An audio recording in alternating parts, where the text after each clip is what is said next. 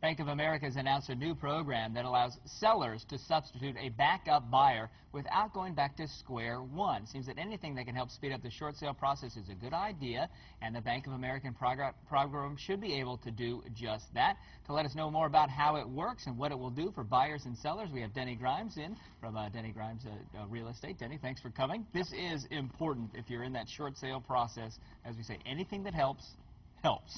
Right. This is a great initiative from Bank of America. We expect other lenders to follow. And what it really means is that, you know, up until now, we could have had an approval on a short sale, and with a price and everything, and all of a sudden the buyer walks away. We have a new buyer ready to go immediately with the same price, terms, and conditions, and we are made to start all over again.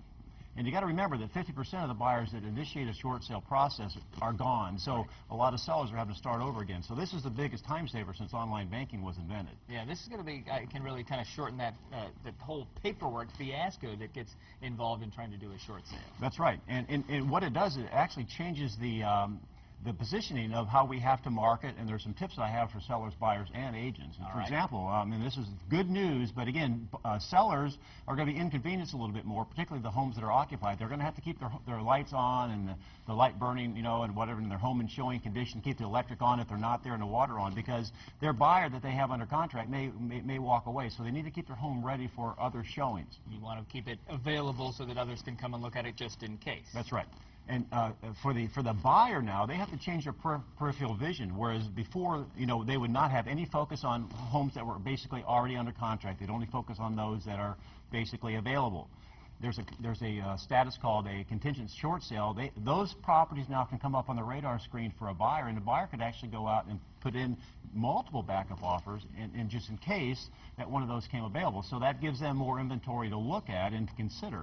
Work for agents to do, so if you're in the working as well, either buying or selling, you want your agents to be doing some things for you. That's right. And one of the first questions I should ask an agent is, who's the mortgagee? If it's Bank of America, there's a good chance they would be willing to then use this program to substitute a backup offer. And so, and for agents out there, and this is our policy, is that we're going to put in the comments that if the mortgagee is Bank of America, that we're going to put that in there, and we will accept backup offers, and we'll have one in the chute. And that's the key. This program only works if there's a backup offer there ready to go.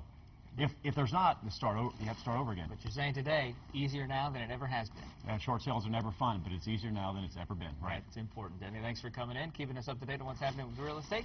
Let's toss it over to weather, see what's happening with our forecast.